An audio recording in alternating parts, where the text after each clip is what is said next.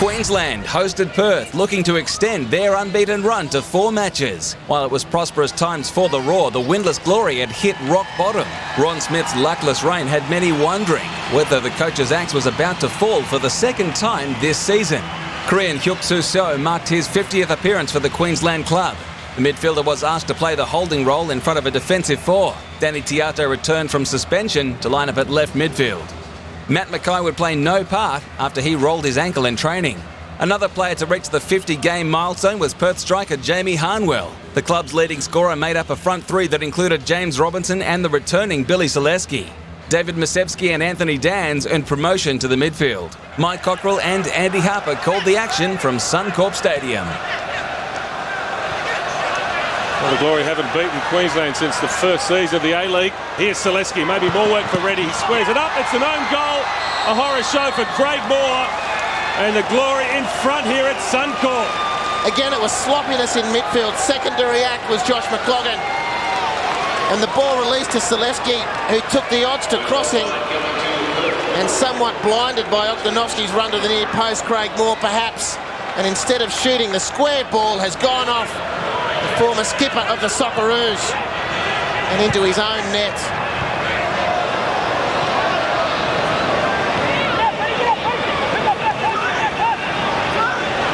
Topor Stanley gets away from Griffin, gets to the byline. Good ball in, Harnwell! Jamie Harnwell has doubled the lead. The Glory on their way. Jamie Harnwell again to the rescue of his team. But what a beautiful piece of work from Nikolai Topor Stanley. He delivered the pass last week for Harnwell's goal, and he's delivered it tonight at Suncorp Stadium. And again, the value of an attacking player with an aggressive mind, getting to the byline. Defenders are turning, facing the wrong direction. Jamie Harnwell nails it, and Queensland are in all sorts. Impassive, Frank Farina. He knows there's an enormous amount of work to do. Roar are going to get something out of this game. They were looking for a win. Even a point now will be good under the circumstances. Here's Cruz. Marcinho. Finally, Marcinho scores in the A-League, and Queensland Roar are back in the contest. Marcinho finally has hit the back of the net. Robbie Cruz has danced a little dance to put Perth on the back foot. And it's Marcinho who has drilled it from or about the penalty spot, with Tando Valafi stretching in vain. Marcinho. Lynch. McLaughlin. Down he goes. Penalty Queensland. Dead set penalty. Well, it was almost accidental. McLaughlin did brilliantly well to react to Simon Lynch's first touch, which really wasn't taking Queensland anywhere. Lynch scores. Queensland back on level terms. We've got a big game on our hands here now. Queensland have just squared the ledger care of a penalty from Simon Lynch, and what a relief for a striker, even if it's from the penalty spot, to finally see the back of the net bulging.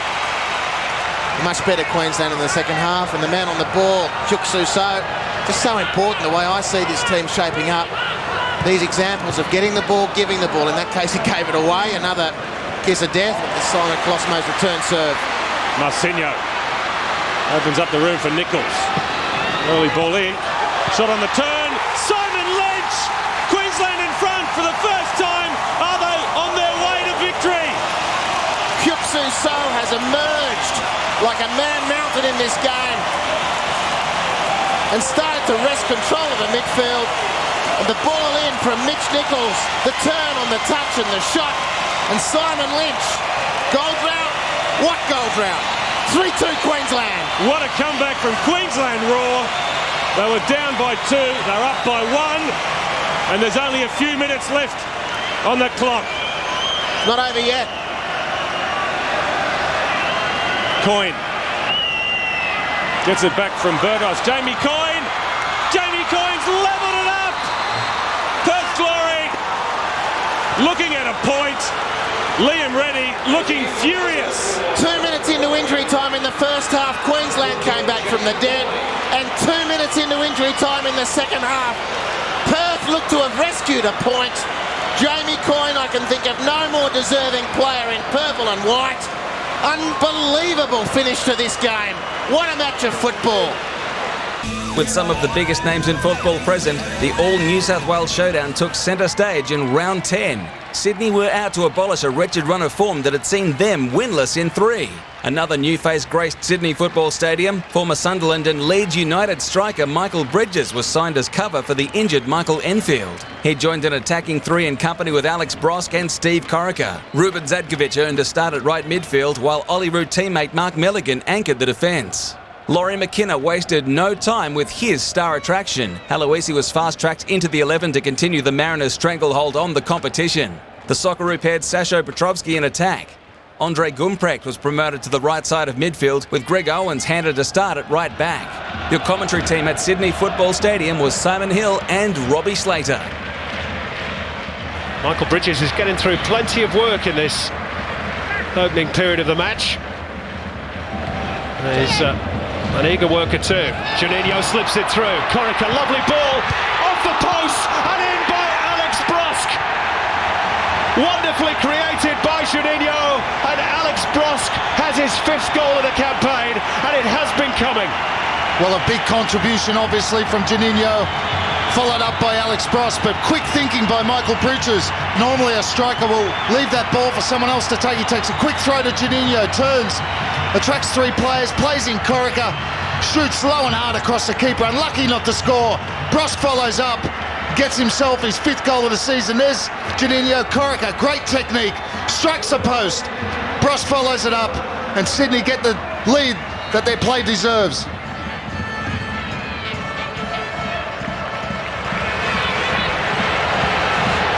Popovic, Brosk! It's 2-0 for Sydney. It's a dream start for John Kosmina. Well, they get completely caught out, Central Coast. Through ball, completely splitting the defence. It's a great run.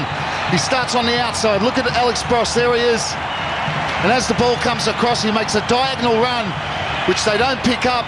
He hits that first time across the keeper. It's a perfect finish from Alex Brosk. Great ball from Popovic.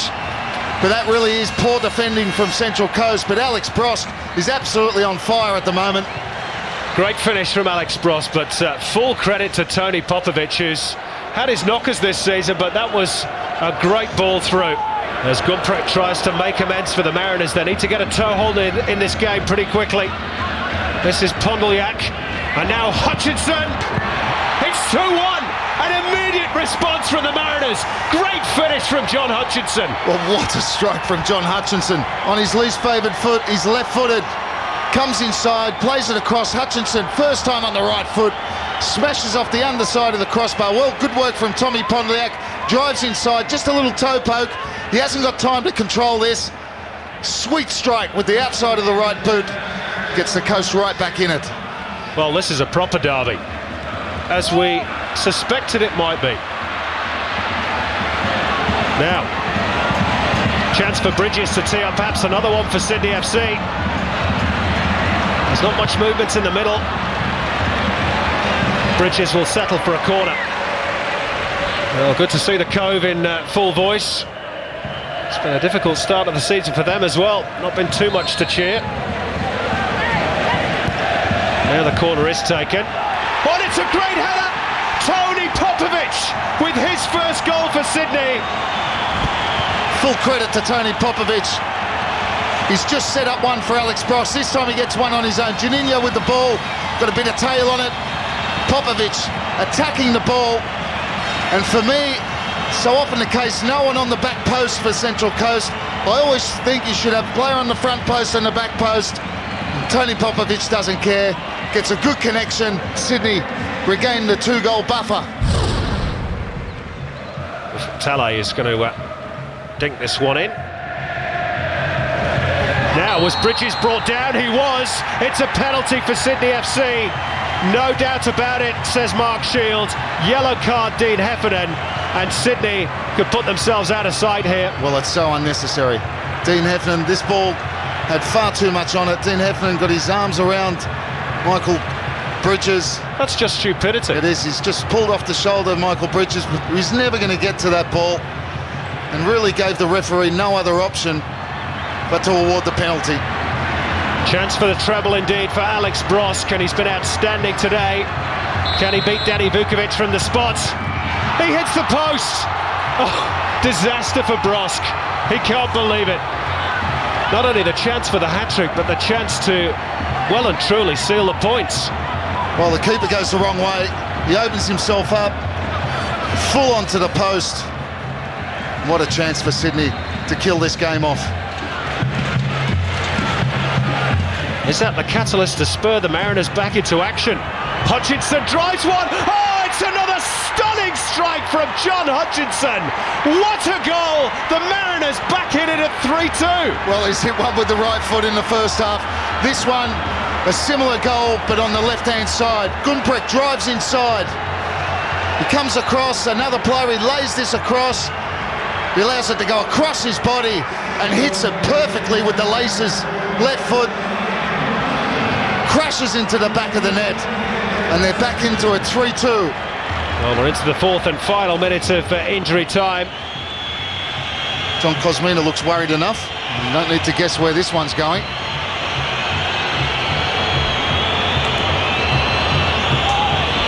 Is this a final chance for the Mariners? Danny Vukovic is up. Now he's going to have to get back. Strilic has the chance perhaps to score from halfway. It's travelling towards goal. Can they cut it out? Tom Pondelyak almost off the line. Well, that would have been perhaps a fitting way to end the game. But now the game is over and Sydney fans do celebrate. In the end, it's been a bit more hard-earned than they would have liked it to have been. 3 very important points, which keeps Sydney in touch with the top 4.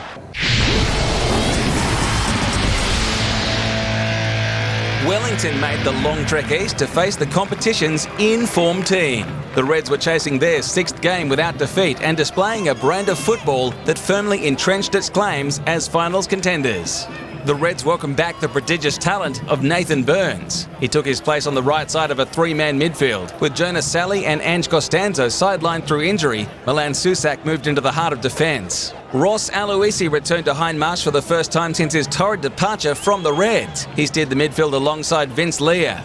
Coach Ricky Herbert made 3 changes in a bid to avoid 4 successive defeats. Mark Paston, Steve Auld and Felipe were recalled to the 11. We join Mike Cockrell and Paul Trimboli at Hindmarsh Stadium. Ahmed Elrich. What a goal he scored last week. Smelts. Shane Smelts goes for goal. He's buried at the slide rule finish for Shane Smelts. And Wellington in front early. Great striker's instinct. Shane Smelts received the ball from wonderful Vince Leah into Smelts. The great run from Eric took the defender's attention. He cut inside and finished inside that near post with aplomb. Beautiful, knew exactly where he wanted to hit it. Left foot bottom corner. What a wonderful opening. His 5th goal of a productive season. And the goal run continues. We spoke about the amount of goals already in this round. Yes, 13 goals in the 3 games so far. Well, they have lost 3 in a row, Wellington, but they have all been by just the 1 goal. Identical 2-1 scoreline, so they're not that far off the pace. Spagnolo's free kick, free header. Adelaide equalise, and it's Des Giraldi, his first goal in the Hyundai A-League. But we spoke about Wellington at the start of the program. We said they know how to score goals. Their problem is at the other end, keeping them out. That time, a feature of Adelaide's play all season has been the wide ball, the crossing into the middle. This time, Spagnuolo whips it far post. The marking's wrong. Giraldi, free header inside that far post. 1-1. The choice here is an out-swinger or an in-swinger, depending on who's going to take it. Plenty of red shirts in the middle. Mark Paston has cleared that 6-yard box, and it comes from Pantelis. Giraldi stretches, and Paston off his line. The rebound falls for Nathan Burns. And Adelaide so close to a second. Always dangerous. That time, Des Giraldi lunging at the back post, and you thought it was just going to loop in at that far post. Cleared off the line beautifully by Paston. Then the block shot came to Burns, but credit the goalkeeper, reaction save, going to his left.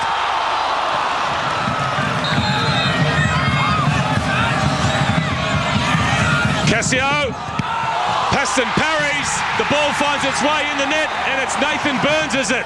Adelaide take the lead right at the death of this first half. Cassio with the driven free kick, Roberto Carlos style, it dipped viciously right in front of Mark Paston. All he could do was parry it into the path of the ever-alert Nathan Burns. I think he needed in the end, but it doesn't matter. He bounced it over the keeper. Paston can't believe it, and they've been punished right on the half-time whistle.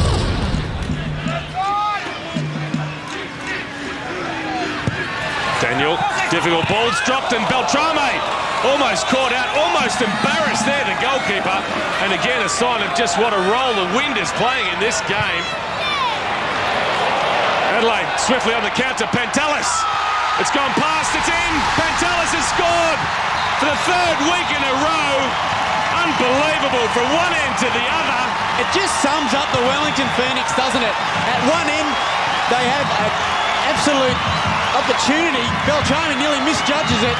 The slight touch nearly took it past him. Then the quick throw out. We talked about how quick Adelaide are on the break. We see the ball there, played diagonal, beautiful. Lucas Pantelis summed it up in an instant. He's in a rich vein of goal-scoring form. Confidence sky high. Paston caught in no man's land, in off the post. Wonderful finish. Lucas Pantelis. Well, as we said, they're always going to cop goals, Wellington. They do look very, very unimpressive in a defensive sense. Now Sakis. Spaniolo has beaten the trap. Spaniolo, the goal is open. Spaniolo scores. Adelaide will win this match, there's no doubt about that. Look at his Sakis, head up. Lovely left foot chip ball in behind Spaniolo. Too much speed. Beat Paston to the punch. Clever little lift over the goalkeeper, and then even he wasn't going to miss that one. We've seen him spurn some wonderful opportunities in the past, but not this time. This was the pivotal touch. Lifted it over the on-rushing keeper, then composed himself to tap into the empty net. Look at that. Well, it's his first goal in the Hyundai A-League. It's been a long, long time coming. No wonder he's excited. It's iced the cake for Adelaide United. It's a football lesson, really, for Wellington Phoenix.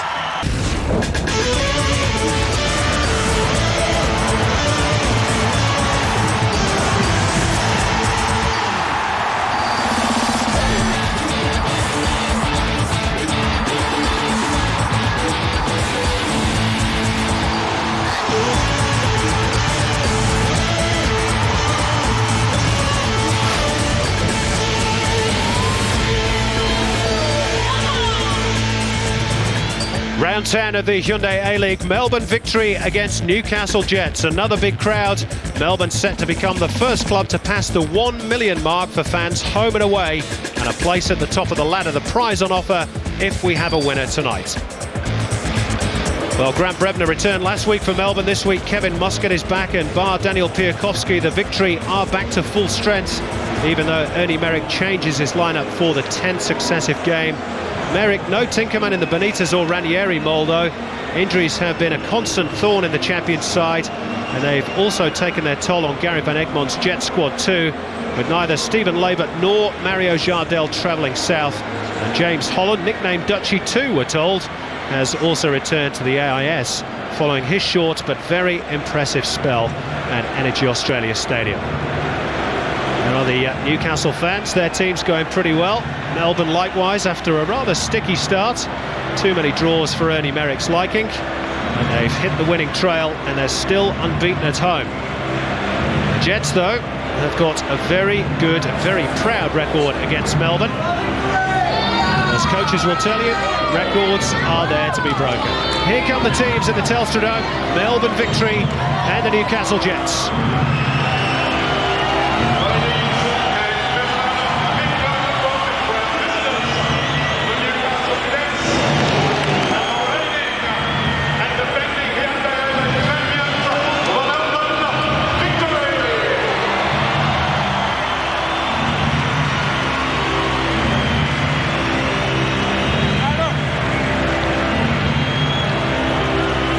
Let's take a quick check on the two-team lineups. one change for Melbourne tonight. It is the returning captain, Kevin Muscat, who will be in the centre of that midfield three.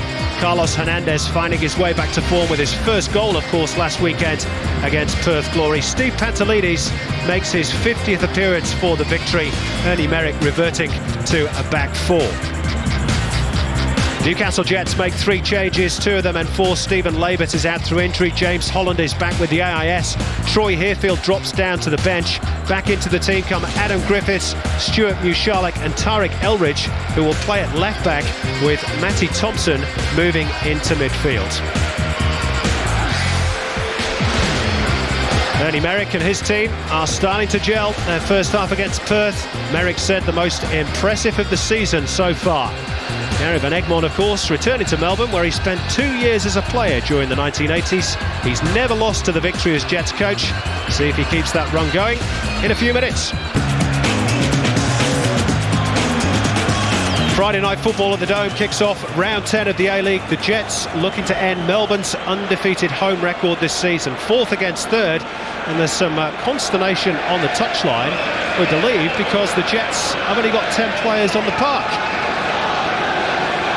An extraordinary start to proceedings at the Telstra Dome, and Gary Van Egmond is obviously pretty unhappy with something. Well, Andy Harper is my co-commentator tonight. Harps, what do you make of all this? Noel Spencer is preparing to take the park. Is there an injury? Is there confusion? Is there some piece of jewellery that the referee isn't happy with? Well, we're working overtime to try and find out. Stuart Musharlak is the player I can't see on the field at the moment. He's the 11th man. Noel Spencer is looking to come on. There must have been a late injury or illness to Stuart Musharlak. This is a fascinating way to start an A-League match. We haven't seen this in the 2.5 years of the competition. Our referee tonight is Matthew Breeze, and he's actually dispatched the fourth official down the tunnel to make some inquiries. And it looks as though Noel Spencer will get a start that, well, he probably didn't expect. And I suppose the question is, Andy, is he mentally ready for it? He's attuned himself to starting on the bench. Well, that's a very, very interesting question. Noel Spencer came out with his tracksuit on and took his position on the bench too, we can report. So this would be a surprise to him. And what's happened in translation between Stuart Musharlak's warm-up, pulling the boots on and putting the shin pads on before coming out for kickoff, well, goodness only knows. This is going to be a fascinating story to get to the bottom of. Well, life in the Hyundai A-League is never dull. And Matthew Breeze, to be fair, has been at the centre of quite a few things in the last 2.5 years, but it's no joking matter for Gary Van Egmond. He is absolutely filthy about something. We'll find out what it is, don't worry about that. But finally, we're ready for kick-off at the Dome, and it's Melbourne who get us underway, kicking from right to left in all blue. No Stuart Musharlak for the Jets. Noel Spencer starting, and more no doubt to come on that story. The other thing is, I suppose, it leaves the Jets with only 3 substitutes, unless the officials have allowed them to name a fourth at late notice. Well, I'm sure that's what Van Egmond was talking to Breeze about.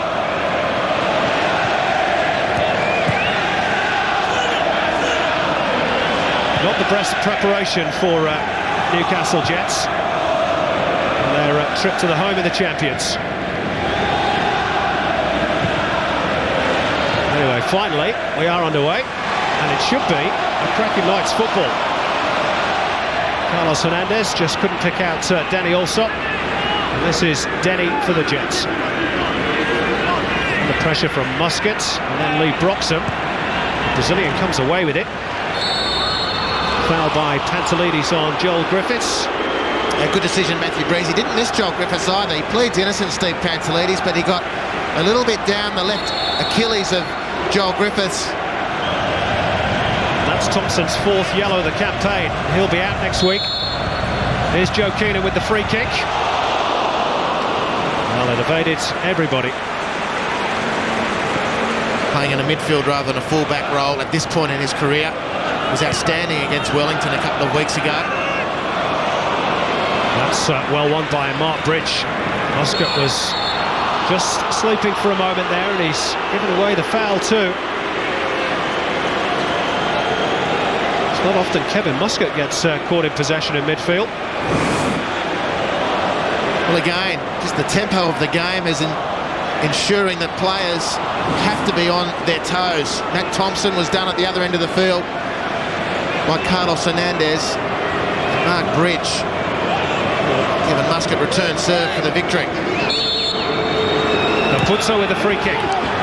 Adam Griffith's header. Goal Jets!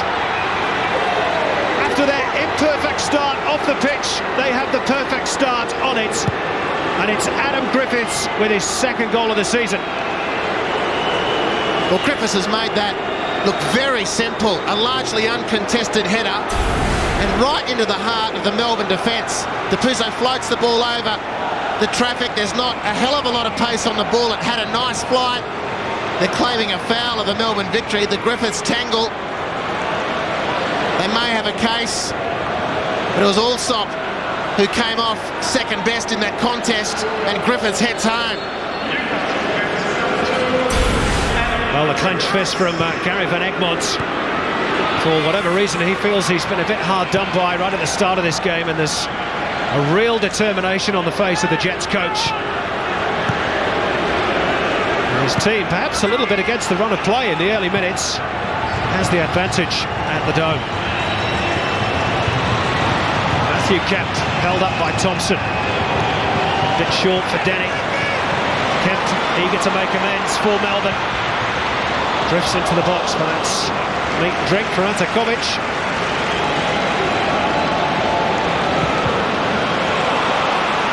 Now Carlos Hernandez as Melbourne counter. It's a really good open game. Adam Griffiths holds them up. Hernandez fires a goal. Oh, that was a very impressive counter-attack. People are looking for the championship team of Melbourne. They just saw a snapshot. No Fred, but Carlos Hernandez this time. Potent on the counter. The game opened up. Thompson released Hernandez, who with plenty of acres in which to stroll, made way with purpose and tried to thread the pass for Allsop. It didn't quite work, nor did the final shot from Hernandez, but that goal last week has given him an enormous boost. Allsop couldn't escape the shackles. Now Denny.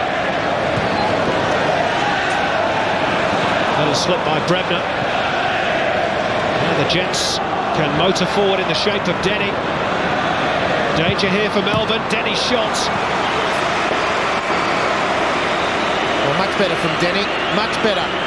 He started that attack with the pass out to Bridge, who did very well against Brebner, and then when Denny had the chance, he showed real pace.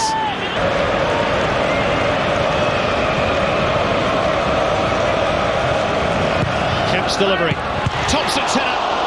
Beaten away at the near post. Thompson again. Well, he is the real danger for Melbourne victory. Every team knows it. It's just how you stop him. Well, Kemp's fired this ball right into the heart of the defensive zone. It was Thompson who peeled off and got it just in front of the near post, but that struggle between Adam Griffiths and Danny Allsop really speaks a lot about the intent behind Melbourne's corners, and Newcastle are up for it. They're trying to block the run of Antakovic to take the crosses. On that occasion, it just came to the near post, and it was Thompson's very, very good header on the angle. Came to nothing eventually for Melbourne. Troy Harefield in the left fullback position. Joel Griffiths is ploughing a very lone furrow up front for the Jets on his own. It's a thankless job for a striker in these situations.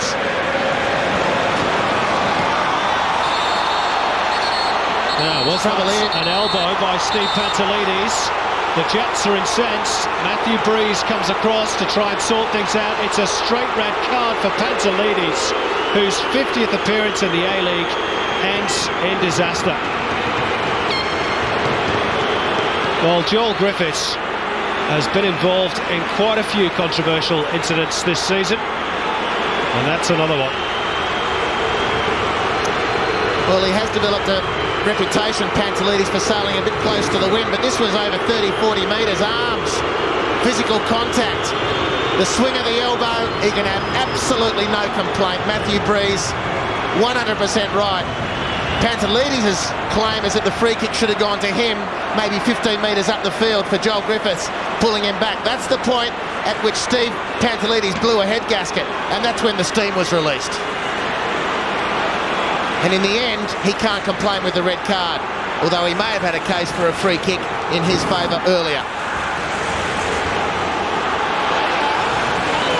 Well, it's a tough task now for Melbourne Victory, and they're going to make an immediate change. Seb Ryle is replacing Grant Brebner.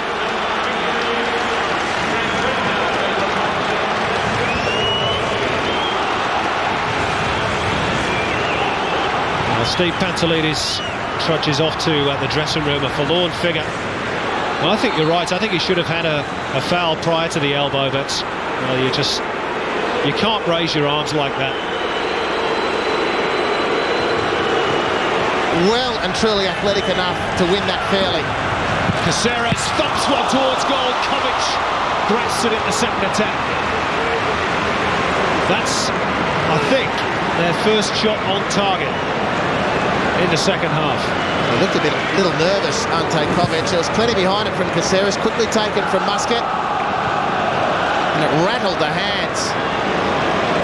Set him up inside the box and get a far more telling effort on goal. And again, it's the comment you make about Joel Griffiths. Here we go again. Vargas struggling to keep pace. Joel Griffiths slides it home, and it's 3 points for the Newcastle Jets. 3 goals in 3 games for Joel Griffiths. It might not have been pretty at times, but the Jets will be joint top of the table tonight. Well, that's the one we were waiting for Joel Griffiths. It wasn't even a minute earlier he had a similar opportunity against Roddy Vargas. He blazed away, but Melbourne, out of tiredness, perhaps turned the ball over again. A really tired pass from Vargas, and the return came immediately to Joel Griffiths, and that's a cool finish. And that will be the game winner. And that will be 3 points for Newcastle on the road, and that will put them joint top of the table. And it's the Griffiths brothers who've done the damage.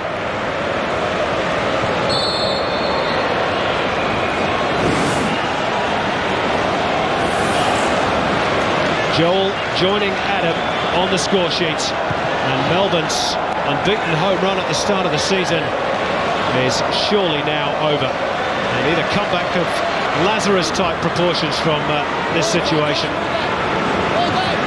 1 or 2 Melbourne fans begin to make for the exits.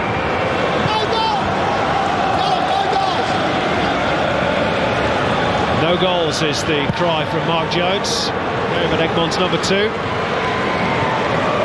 As in, don't concede any.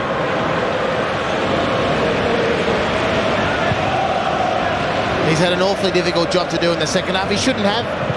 They should have been doing it easy, Newcastle. But Melbourne, to their credit, have been formidable in this second half, with really only ever testing Ante Kovic once, and that was a couple of moments ago from Adrian Caceres. Well, Joel Griffiths has toiled the Lone Ranger role up front.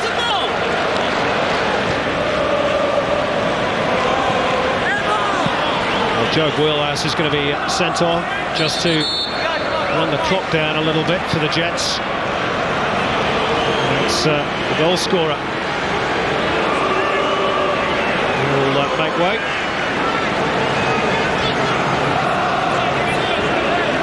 The only applause Joel Griffiths gets is from the small knot of Newcastle fans who've made their way south. There'll be plenty to say, Joel Griffiths, to Michael Theokotos on the way off as well. Plenty of verbal jousting.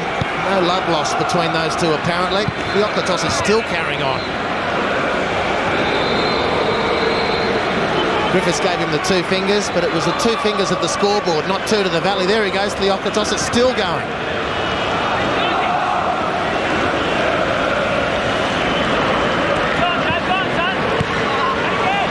Well, Joel Griffiths, as we move into injury time, will certainly have the last laugh tonight. There'll be a minimum of 2 minutes to be added on. Really, it's all up for Melbourne. They've huffed and puffed tonight without ever really getting out of second gear. Can't criticise their work rate.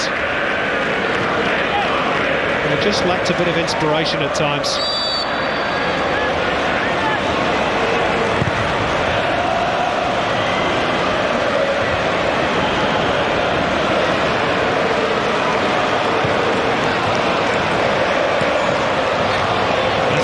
just about managed to keep that ball in play.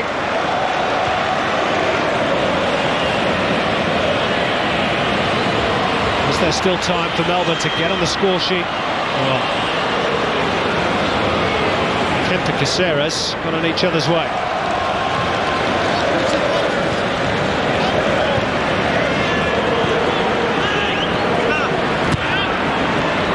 Job almost done for the Jets.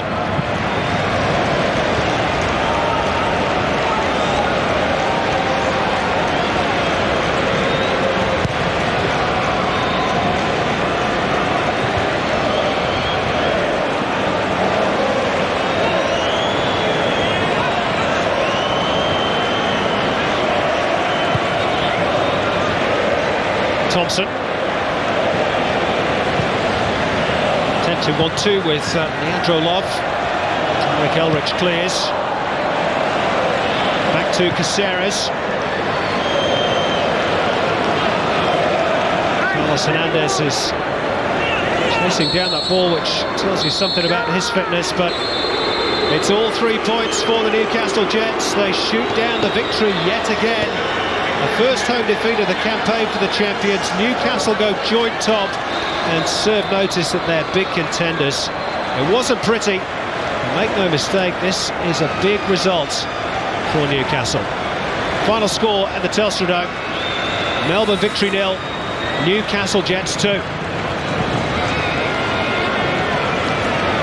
Well, they won ugly.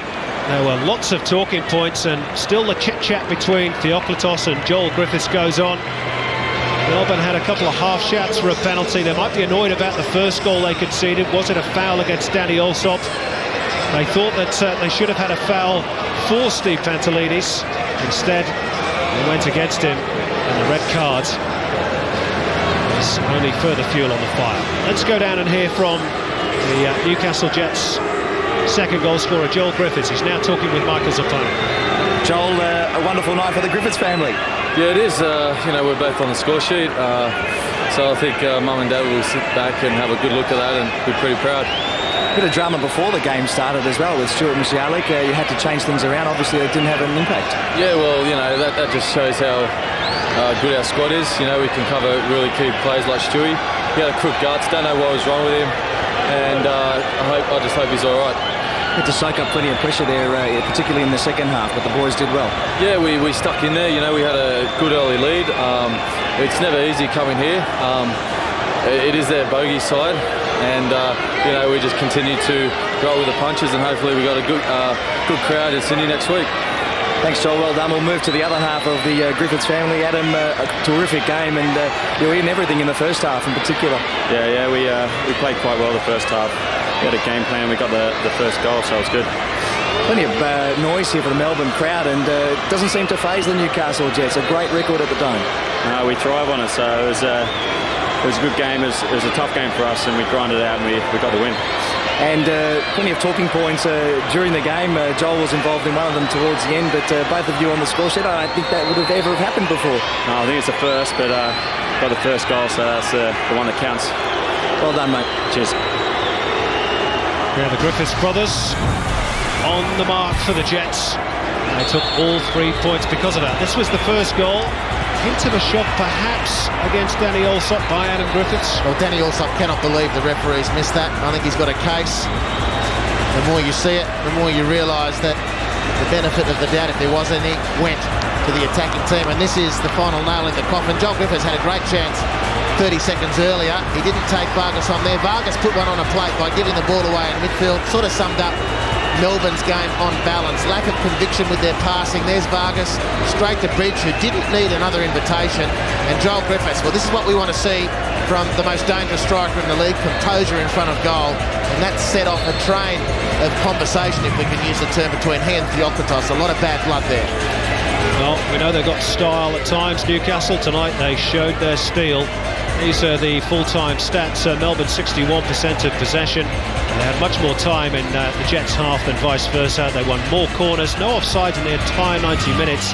Look at the foul count, 20 committed by the Jets, just 9 by Melbourne. It was winning ugly, and Matthew Breeze, well, that was the big decision he had to make by sending off Steve Pantelides. The attack stats, Melbourne 13 shots. Jets had 11 though, 27 balls in the Jets penalty area for the home team to the 12 by the away. 7 shots on target in the 90 minutes. Just 3 saves made by the 2 keepers, Theoklatos and Kovic. In A-League news, Joe Wheelhouse hasn't recovered from a virus, forcing him out of the Newcastle Jets squad to host Sydney FC tomorrow night. In an already stretched defensive lineup through the suspension of Matt Thompson, Steve Eagleton and Stephen Laybutt are also unlikely to play. Both train this week, but a spokesman for the club says they're not match fit and bringing them back tomorrow night would be too early. A-League referee Matthew Breeze made no friends in Newcastle last night following a string of controversial decisions against the Jets. Nevertheless, players remain diplomatic today. They say things look much better in the morning, but from the Jets' perspective, there's no sugarcoating Sydney's handiwork. Newcastle's Tariq Elrich set the foundations for what could have been Danny's first A-League goal. It was on target until a suspect deflection. Everyone's talking about the handball in the box. There was a hand in the box, but you know, in the end, Breezy didn't blow it, so we had to get on with the game. Words the Jets called upon again as the unpopular decisions continued. Another apparent handball had the hosts fuming and their supportive crowd cranky. Matthew Breeze, public enemy #1 in Newcastle. He copped it a bit, but I mean, he's got a hard job in the middle of the park, and you know, we just got to get on with it. Jets fans showed their darker sides though when cups and cans were thrown from the Eastern Grandstand as passion boiled over. The pressure showed from kick-off though, when Jets' chances through the pace of Troy Heafield and precision of Mark Bridge just couldn't be finished off. It would take an import to break the stalemate, and fortunately for the visitors, it was one of theirs, as Englishman Michael Bridges showed his pedigree to score his first A-League goal. Wonderful finish! Newcastle's better chances to equalise came off the head, then foot of Mario Jardel. Adam Debuzzo went agonisingly close as well. As for next week, Danny's expected to take his place in the team to host Perth despite an ankle injury, while Matt Thompson returns from a one-match suspension. Increase our depth, and I think obviously we were a little light on last night, and that showed towards the end of the game, but hopefully with a bigger squad we'll do better. A fourth yellow card, however, to tough defender Adam Griffiths should see him miss Friday's home game. The return meeting at Hindmarsh Stadium was an eagerly awaited contest, with both teams renowned for their attacking brand of football. The league leaders had netted 9 goals in their past 3 games and were chasing a 4th straight win. Adelaide boss Aurelio Vidmar had his work cut out with 7 first-choice players unavailable. To ease the injury burden, he signed goalkeeper Eugen Galekovic from Melbourne Victory as cover for the injured Daniel Beltrame. He was one of 2 changes to the Adelaide side that dismantled Wellington 4-1 last round. A groin strain to Diego allowed Jonas Sally promotion to the midfield. Unbeaten throughout the month of October, Frank Farina was looking to cement a top 4 spot. He welcomed back Matt Mackay, Massimo Madoka and Stuart McLaren into a new-look midfield. Danny Tiato was missing with a groin injury, while 2-goal hero against Perth Simon Lynch was forced to watch from the bench. Simon Hill and Robbie Slater called the action from Hindmarsh Stadium. Here's Mackay towards Reynaldo. Well, it was set up nicely then. Oganovsky saved with the legs of Galekovic. Adelaide rocking at the back. What a chance for Oganovsky. Found himself completely unmarked. 7 or 8 metres from goal. Galekovic really went straight at him. Good reaction save. But Oganovsky, look at that and think he should have scored. Cornthwaite up for the corner, Susak too. Cornthwaite! Just a metre or 2 the wrong side. Completely unmarked at the back post. Must hit the target. Comes over a lot of bodies. Look, he just drops off. Completely unmarked. Got to at least work the keeper.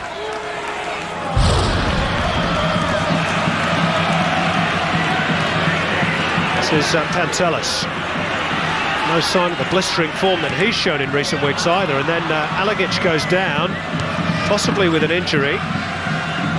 Zulo continues with the ball. That's a good ball. Real chance for Reynaldo, and a great save by Galekovic. That's a great save. Another great chance falls to Ronaldo. Brilliant wing play from Michael Zulu. Finds Ronaldo, picks him out. That's a very good save from Galekovic. Really, a bit of placement might be better, and it might sound harsh, but that is another chance gone begging for Ronaldo. Mackay. Looking for Zulo, beaten by Alagic in the air. Ronaldo! Oh, brilliant strike! What a sensational goal, and finally, Reynaldo hits the target. What a strike from Ronaldo. The ball, they don't deal with it, Adelaide United. Little touch from Robbie Cruz. That's one of his more difficult chances. Beautiful technique. Here's the ball from Matty Mackay. Richie Alagic with the first header. Then they just don't attack the ball. Robbie Cruz just standing there, nods it down to Ronaldo. Wonderful technique. And Galekovic is not going to get anywhere near that. That is a wonderful strike from Ronaldo. Thank the Lord, says the Brazilian. Final 5 minutes at Highmarsh. Sarki's delivery, free header, Cornswaite, wrong side of the post. How did he miss? Well, he should score. He must score here. Good ball in from Sarkis, free header, goalkeeper static. Look at that. Very close, but really, you must hit the target. You hit the target, you score. It just hasn't happened for the Reds this evening.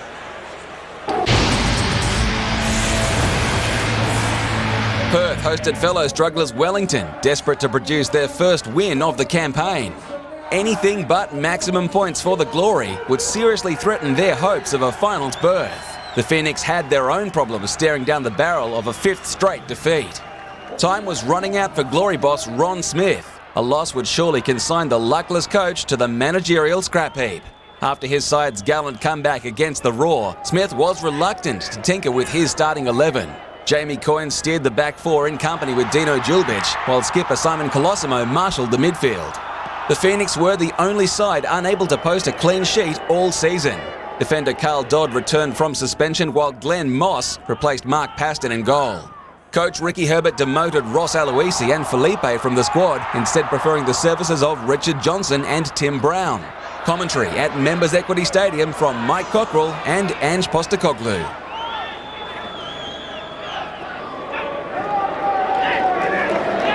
Selesky. Harnwell knocks it down. Robinson in front of the keeper. Great save by Moss. Quickly off his line.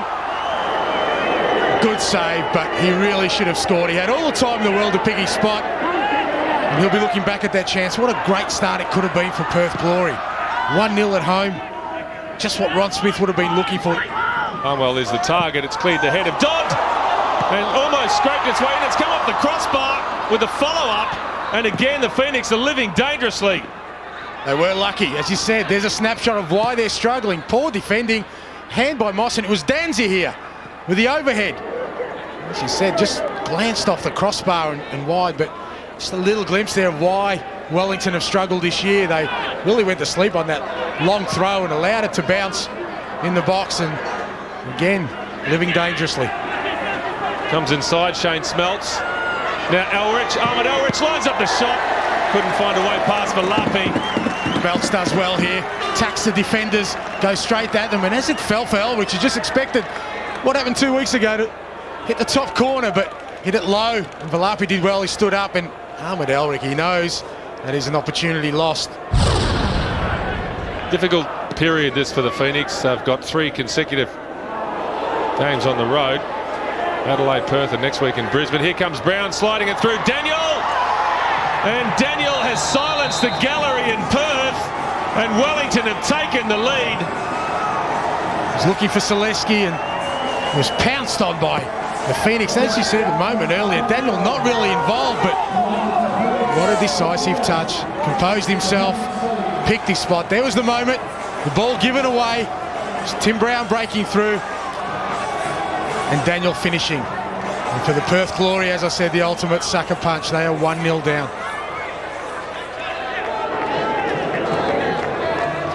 Well, you put the mocks on Richie Johnson there. He turned it over cheaply straight to Jimmy Downey, who's too quick for Lockhead. Hooks it into the middle, looking for Hardwell. Rukavica. Jimmy Downey, great cross, and really, he should have done better there. Rukavica did not attack it with any conviction. He was waiting for the ball to drop. He just needed to attack that ball, turn it into an opportunity with his head. And there is the full-time whistle. So Wellington Phoenix are back in business, but the Glory's hopes are fading fast. Sydney made the short trip up the Pacific Highway, looking to maintain its superior record over Newcastle. In their 8 league meetings, the Jets have been victorious just once. Ironically, Gary Van Egmont's only defeat this season was against the Sky Blues in round 6. Unbeaten at home, Van Egmont knew a win would install the Jets as competition frontrunners. He would have to do without the services of the suspended Matt Thompson and midfielder Stuart Michalek, who had his appendix removed midweek. Noel Spencer kept his spot alongside Adam Deputso, with Troy Hearfield asked to lead the attack. With 6 goals to his name, Alex Brosk was sitting pretty at the top of the scoring charts. He joined Michael Bridges at the pointy end of John Kosmina's attack. Ruben Zadkovic was relegated to the bench, allowing Mark Rudin a start alongside Tony Popovic in central defence. Brenton Speed and Andy Harper were at Energy Australia Stadium. I think it's an interesting selection from Kosmina first up, to have Rudin and Popovic, of course. They've known each other a long time. They're wonderful players both. But just the sheer pace and mobility of those Newcastle strikers will really mean the Sydney defence has to be on their game this evening. Space for Bridges. Testing Kovic. He's never really going to beat him from there, but the keeper played it safe. It was a good effort from Bridges, and it was the dip that forced the late scurry from Ante Kovic, and just needed Alex Brosk to be reading the rebound. Great ball from Adam Griffiths. Mark Bridge in behind. Deflection. Well, the crowd thought that was going to loop into the back of the net, but somehow it went wide of Clint Bolton's post. Beautiful run off the ball. Too good for Sydney. Simply too good. And it's just grazed the far post. Quick corner was taken by Sydney. It's back in the mixer. Mark Rudin might fall for Michael Bridges. He picked his spot and opened his account for Sydney FC. We've been waiting for a goal, and one of the classiest players on the pitch provides it. Wonderful finish. From the moment it left his boot, he knew that was a goal. His first in the A-League. Look at him go. He's seen it right into the roof of the net, bulging the back of Newcastle's goal, and has finished on the beautiful left foot of this superstar out of England, whose career has taken a terrible twist and turn with injury, and maybe he's reigniting his own platform. And the dream start for John Kosmina looks set to continue. Sydney really dominating possession in this second half, particularly since they scored the goal, which is saying something given they're away from home. Here's Newcastle on the attack. And again, it's up to Joel Griffiths to pick up possession and to run at the defence to win the corner. Good ball too, chance. Jardel off the ground, cleared off the line. A double chance for Super Mario. And that is as close as Mario Jardel has got to a goal, but unfortunately straight at Clint Bolton. Middleby on the spot to clear the danger. And Egmont talked about it at half-time. Intensity and rhythm was what his team was lacking, and they haven't found the answers in the second half, and they're still in the contest though. Falls for Deputso. Gets onto his favoured left, hits the post. Deflection on the way through off Ian Fife, and Bolton didn't know much about it. Wicked deflection. Deputso with that left foot. Bolton, you could mount a case, had it covered, but he had to move quickly. And that is full-time. The dream start under John Kosmina continues, with Sydney now just 2 points out of top spot. At full-time here, Newcastle 0, Sydney 1. The Central Coast hosted Melbourne in the unfamiliar position of second spot. It was hard going for the Gosford club, who had 1 win from their past 5 matches. The match marked the debut appearance at home for marquee signing John Aloisi. The Socceroo teamed up with Sasho Petrovski in attack. Suspensions to Dean Heffernan and Mila Jedinak opened the door for Adam Kwasnik and Andrew Clark, while skipper Alex Wilkinson made his long-awaited return from injury. New signing Stephen Pace was fast-tracked into the 11 to cover the shortfall in defence. He partnered Roddy Vargas in the heart of Melbourne's back 4. With Grant Brebner ruled out with a calf injury, Lee Broxham joined Kevin Muscat in central midfield. Mike Cockrell and Andy Harper watched events unfold at Blue Tongue Stadium. Here's Thompson trying to get away on Wilkinson. Is cut inside. Archie Thompson, the step over the shot. Blocked by Vidmar. A dangerous moment that for the Mariners, particularly Wilkinson.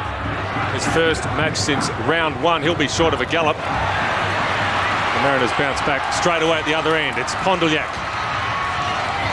Greg Owens with the overlap, and Greg Owens off the base of the post, cleared off the line, and almost forced in at the second attempt. Oh, what a blistering start. Archie Thompson, the other end of the field, leaving Alex Wilkinson on his derriere. A long pass in clearance from Tony Vidmar. Greg Owens hitting the post. And the scramble inside the 6-yard box. It would have been a dream start for Aloisi. There he is, sweating on the rebound. And indeed, it was Muscat with the first clearance. Well, Greg Owens, keen to impress. All these injuries, I think there's 8 Mariners players missing this evening, have provided opportunities for others. Owens among them. Petrovski. Early ball inside for Aloisi. Sets it up for Tommy Pondolyak. Save from Theoklitos. Twice the Mariners have come close in the early stages. They've started well. Great turn. Well held up by Aloisi. Too much pace out of midfield. Pondolyak. Theoklitos with a hand that was good enough, and Muscat. Hundreds of games of professional football in the early stages have come to the fore for Melbourne. That's a poor ball by Vargas. Clark has been crunched by Joe Keenan. It was a very willing tackle, and it's a red card. It's a straight red for Joe Keenan, and the Englishman makes the long, lonely walk to the dressing room. Don't know that you can have a lot to complain about. No, that's an awful tackle. Stud showing. Textbook red, really. It'll be a massive rearrangement from Ernie Merrick now. Twice in 2 weeks, he's had to redraw the plan based on having a player less. Here's Hernandez. Chips it over the top. Thompson's onside. Archie Thompson has put it wide. How costly will that miss turn out to be? A beautiful pass over a Central Coast defence that was way too high up the field. Bugard left for dead, and Thompson blazing wide. But they should take heart, Melbourne, from that example. Vidmar. Petrovski. Sash Petrovski again. The Mariners have hit the post. Sash Petrovski on the angle. Left foot released by Vidmar, and another beautiful pass straight through the heart of Melbourne's defence this time. And it's that same post.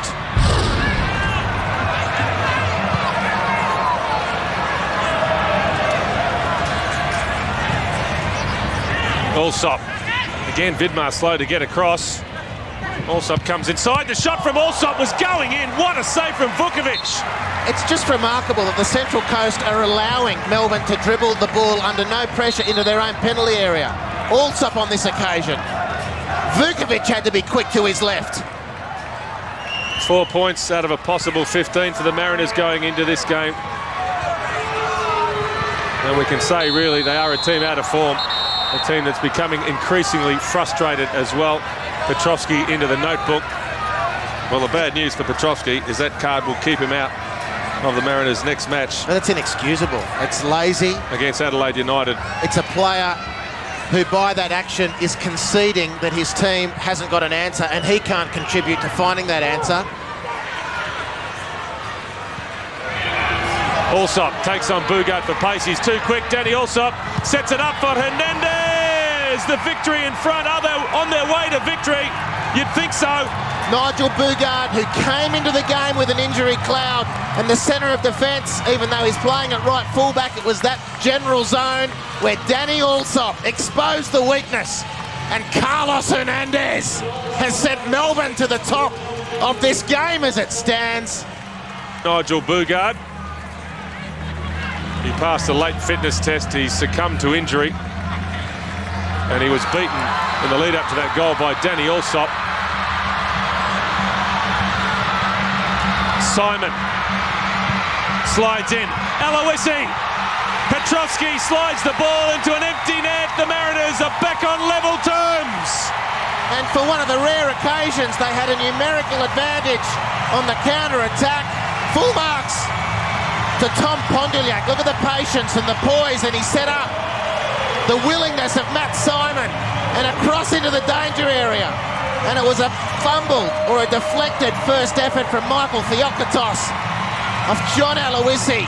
The 11,000 in suspended animation until Sash Petrovski draws them level. It's one apiece with 7 and a bit minutes to go.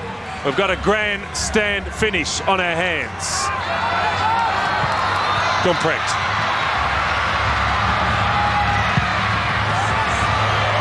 Here's Kwasnik. Plays it deep. Aloisi challenges. Hutchinson brings it onto the right boot, John Hutchinson, then onto the left, sets it up for Ponduliak. Tommy Ponduliak has brought the house down. It's a cruel, cruel game, but it's a wonderful, wonderful goal from Central Coast. John Hutchinson on the bottom of the stacks on the mill. He jinked one way, he jinked the left, he left it for Ponduliak, then it's the precision of the finish from Tom Ponduliak. Melbourne licking their wounds, their brave wounds, their wonderful football is looking like coming to nothing, and the Central Coast are coming from nowhere to take 3 points. It's a cruel game sometimes, football. That's what the victory will be feeling right now. Is Simon.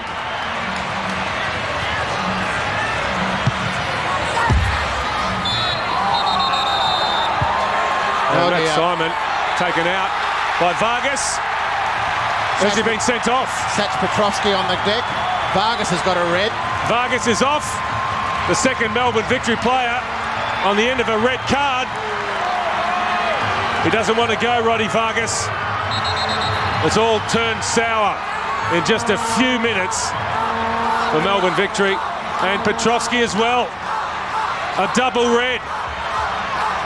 And the Melbourne victory is up. Their afternoon has imploded. It's just an amazing. It's the swinging left arm. It'll be a violent conduct charge. And the afternoon, in 3 mad minutes, has gone to the Dogs. Undercover security personnel will patrol tomorrow night's Newcastle Jets game to ensure there won't be a repeat of last week's crowd trouble.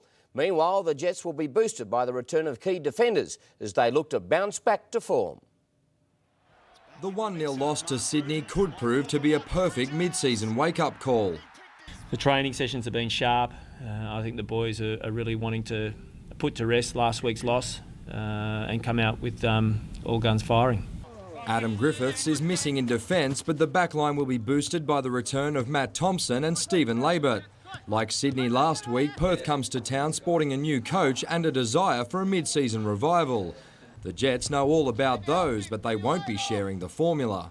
Anything less than 3 points on Friday night will be looked as a failure.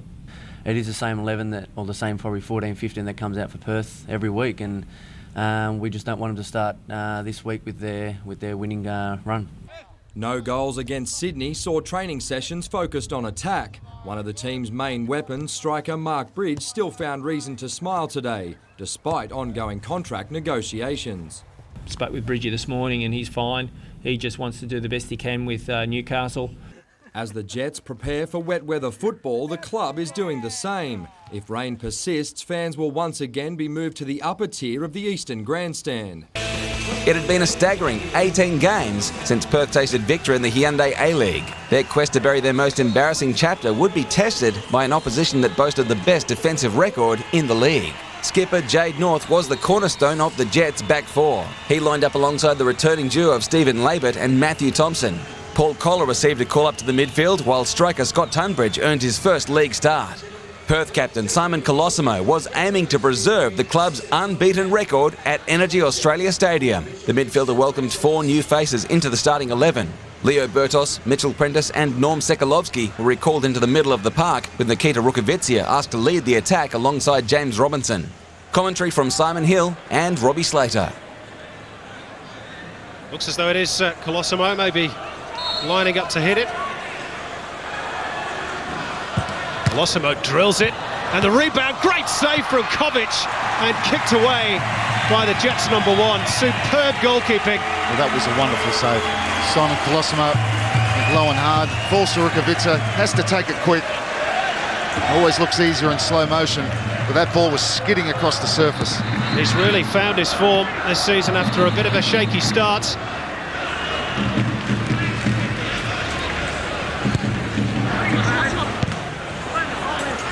Well, both teams giving the ball back to the other far too easily and too casually. Now it's broken for Rukavica, round that to Kovic.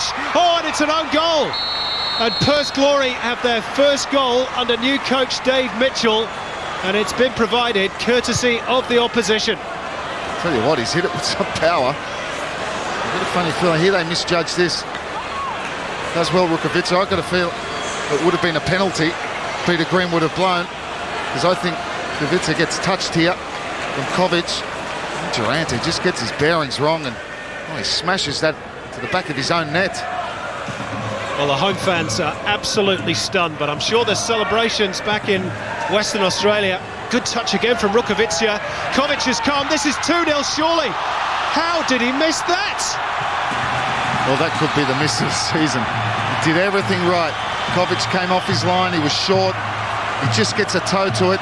Little flick from Rukavica. Kovic comes out, just gets a toe there, takes a pass. He's missed the target. I don't know how. That is incredible.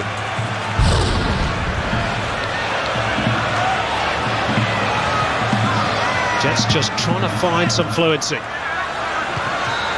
Good ball by Dapuzzo. Joel Griffiths onside, real chance. Beautifully finished. Exquisite from Joel Griffiths. Great finish from Joel Griffiths. It's exactly what Gary Van Egmond would have wanted after half-time. Here's the little pass from Dapuzzo. He's not on offside. He's played onside. Is it Julvic or Harnwell? Here's the ball. Joel Griffiths makes that little run in behind. He's not offside, clearly onside, takes one touch, gets his head up, he knows exactly where he wants to put this, and he passes it into the back of the net. That's a great finish from Joel Griffiths. 4 goals in 5 now for the Newcastle number 9. And Perth Glory pegged back right at the start of the second half. This is a good run from Bertos, if he can slip it through. Rukavica, oh, brilliant stop, and followed up, and Perth back in the lead. Incredible! Jordan Simpson, Newcastle on terms for less than 60 seconds. Well, it broke down this left-hand side. It's a quick counter-attack from Bertos. Nice and positive, comes back inside. He's allowed to play this one through Rukavica. Jordan Simpson following up, bounces over Kovic in the end, but it's lack of concentration. And after just coming back on level terms, they concede not even a minute later. Glory's 4th corner of the game. The Jets have had just 2. Harnwell, Julvic, Jordan Simpson the targets. Over the top of Harnwell, Simon Colosimo. Might think about driving one. Still Colosimo. Jordan Simpson's header. Rukavica! 3-1 Perth! Maybe their long, dismal run is about to end, and Rukavica has his first A-League goal. Will Perth have their first A-League win of the season? Well, it's poor defending from Newcastle. They just don't deal with the ball.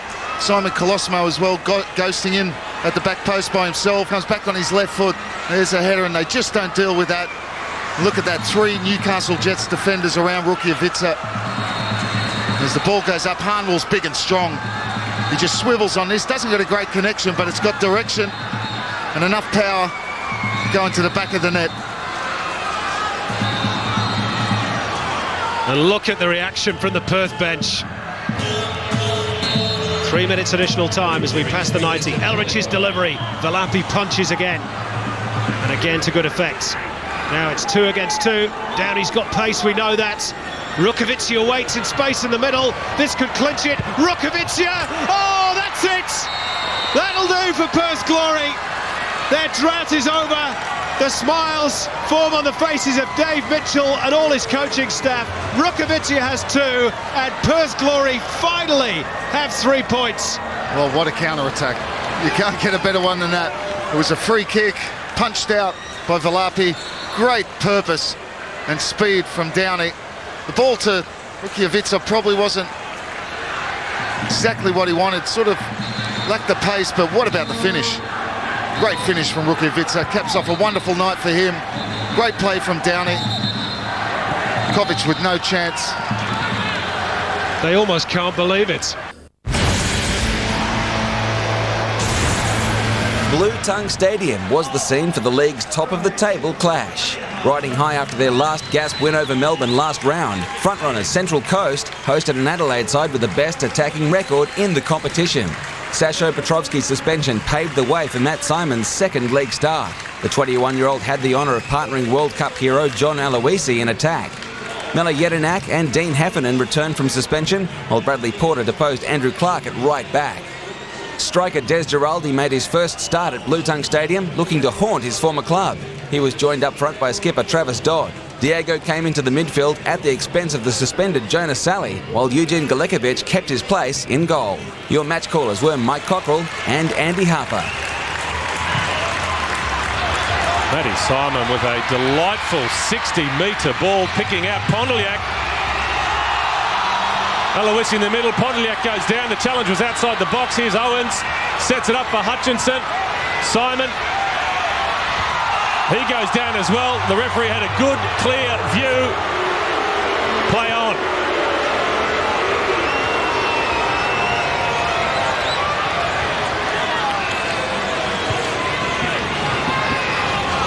Giraldi. Cornthwaite had stayed forward. Here's Cornthwaite, near post. And Travis Dodd didn't get over the ball at all.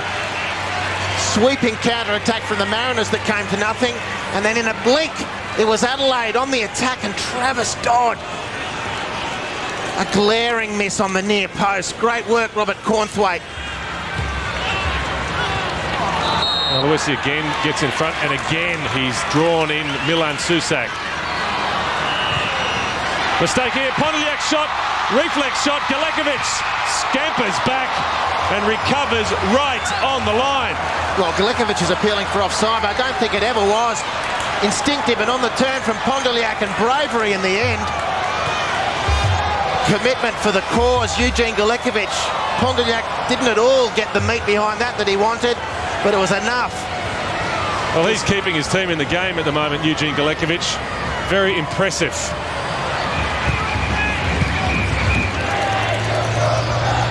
Jedinak.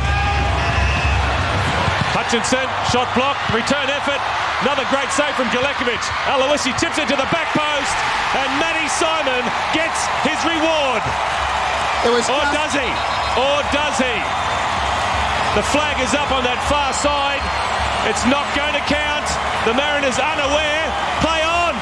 Amazing. How on earth did Travis Dodd stray into an offside position there? Virtually the entire Central Coast team was on the sideline celebrating. The goal didn't count. Adelaide took it quickly. The question and has made to be a horrible asked. mess of it. But the question has to be asked, why did Cassio pass the football? There was not a Mariner within 3 miles. And here's the decision, and a wrong decision. Matt Simon is level with the ball when it's taken. It should have been a goal for the Mariners. Nevertheless, the Mariners were nearly stung and Cassio's blown it. It was 10 against 1. Talk about formations, it was none 11. Yes, I'm sure both Cassio and Travis Dodd will be agonising over that disaster. Here's Burns. Dispossessed by Jedinak, who slides it through, looking for Aloisi. Down he goes. Out comes Galekovic. That is a penalty. Clear penalty. Christak with no opportunity. Otherwise, wonderful piece of play from John Aloisi, the slide of foot. But the highlight of that move was the pass from Mila Jedinak.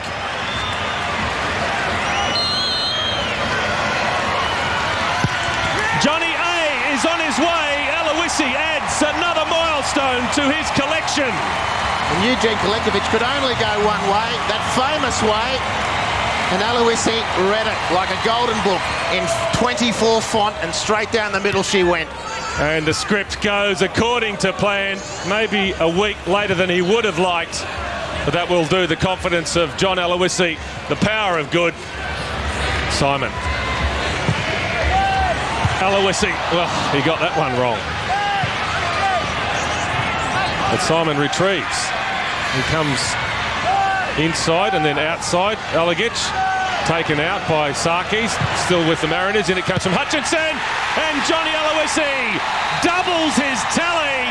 The Mariners well and truly on their way. And the cross had a beautiful tail on it. Look at this from Matt Simon, and that's just the end of the chapter. That is a perfect cross, and that is the finish of a striker with the best instinct in the game. Wonderful tail, crisp finish, Galekovic swatting flies. And the man of the moment is John Aloisi. But those fans have seen a complete team performance from the team at the top of the pile. There was never a more opportune time for Sydney to get the better of their southern rivals. Rejuvenated under new boss John Kosmina, the Sky Blues were eyeing a hat-trick of wins and the chance to clinch second spot. With 2 goals in as many matches, Carlos Hernandez would be the key to reviving Melbourne's fortunes. The Costa Rican partnered the returning Grant Brebner in the heart of midfield, with Daniel Vasilevsky promoted to the right flank. Kevin Muscat and Matthew Kemp dropped back to shore up the defence. Juninho's battle with a reoccurring shoulder injury forced the Brazilian to watch from the bench. In his place came Ruben Zadkovic, who slotted behind a front three of Alex Brosk, Michael Bridges and Steve Corica. Mark Milligan and Ufuk Talay shielded the back four. Commentary at the Telstra Dome from Simon Hill and Robbie Slater. Hernandez or Muscat to strike. It is Hernandez! Tipped over by Bolton. The best moment of the game really for Melbourne victory. This time he gets it up and over and is bringing it down. Clint Bolton perfectly positioned. Now Hernandez has done well, dispossesses Middleby. Thompson! Great stop by Bolton. Oh, you'd have backed Archie Thompson there, one-on-one. This was a great save from Clint Bolton. A mistake from Robbie Middleby. Protecting the ball, caught in possession by Hernandez, who instantaneously plays a great ball through Archie Thompson, who has to take it quick, but Clint Bolton stayed big. And listen to the crowd here. This is what they wanted. The opportunity to get behind their team.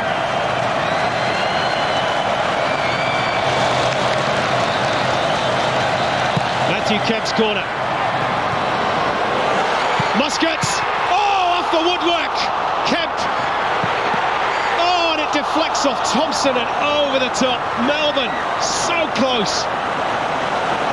Oh, Kevin Muscat, as the ball came over from the corner, he actually slipped and fell. There he is, you see him. Now he gets it. It's on his chest. Strikes this with venom. Crashes against the post. Come back to Kemp. And the deflection took it away. Actually deflected off Archie Thompson. Melbourne now with 2 great opportunities to have taken the lead in this match. This is Juninho. Now Brosk. Brosk drives one again, comes back off the woodwork. Brosk again! Just wide of the post. Well, both teams now have hit the post. Oh, and his near post, Theoklitos. Cut inside Alex Brosk. As a defender, you know he's going to do that. You need to show him down the other way. Matthew Kemp allows him to come inside. Good strike. The power takes it past Theoklitos. This one he's trying to curl it in. Theoklitos scrambling across his goal line. That is by far the best chance of the game for Sydney FC. Thompson. Caceres. Thompson. Oh, he's put it wide. That was the opportunity to win it for the victory. On his left foot, across the keeper. For a minute, it just looked like it was going to go into the far corner of the net. Good movement again from Thompson. It's a good ball in from Caceres. And in the end, missed by quite a bit. Maybe it's just not meant to be tonight.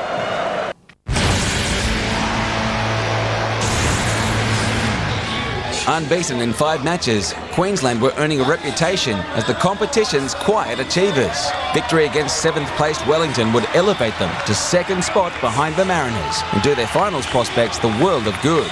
Frank Farina was looking to steer his side to their second home win of the season. He kept the same 11 that snatched all 3 points against Adelaide last round. Goalkeeper Liam Reddy recovered from an ankle injury to keep his spot, while Stuart McLaren was rewarded with another start in central midfield. Former Raw defender Carl Dodd was part of a Phoenix backline that had conceded 20 goals this season. they would need to be on their guard against one of the league's sharpest attacks. Ricky Herbert made one change to a winning 11. Stephen Auld replaced the injured Stephen O'Dore in central defence. Mike Cockrell and Andy Harper watched events unfold at Suncorp Stadium. Ronaldo looking to knock it down from Mackay. Gets a return. Ronaldo off the base of the post. Coat of paint denies the Brazilian. Well, Zulo, that's a beautifully flighted ball. Ronaldo teeing up. He tried to tee up Matt Mackay, who was making the burst. It was a poor header in clearance from Stephen Auld. Ronaldo, confident from last week's goal. Well, they've only had one blowout this season, you have to say, Wellington haven't. That was against Adelaide United. They copped 4 that afternoon. And other than that, their defeats have been narrow ones. And Ahmed Elwich. Trouble here. Elwich. He's been sent off. The use of the elbow coming to the fore again. Well, it's Hyuk-Soo So on the receiving end. For the second time in games against Wellington, the recipient of an elbow. And more elbows and flailing arms to be the talking points of the A-League for this week.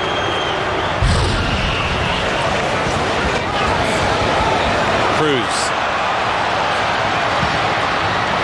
Here's Mackay. He goes for goal.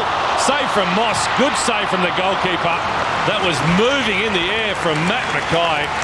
Strong to his left, Glenn Moss. Nice work, Robbie Cruz, feeding off the front line, and a good shot down to his left. 15 fouls now by Wellington. Almost double that of Queensland. That's no surprise either. They try to just break up this Queensland rhythm at every available opportunity. Ronaldo has somehow got it through. Marcinho's shot blocked by Dodd. How many times have we seen that? McLaughlin. Marcinho with the overhead. Appeals for handball, and it's a penalty. Well, that was a substitute who has tried to force the issue. Beautiful use of the chest. Look at the elevation to bring that down. And Carl Dodd with his arms up. It's a clear handball. He can have absolutely no complaint.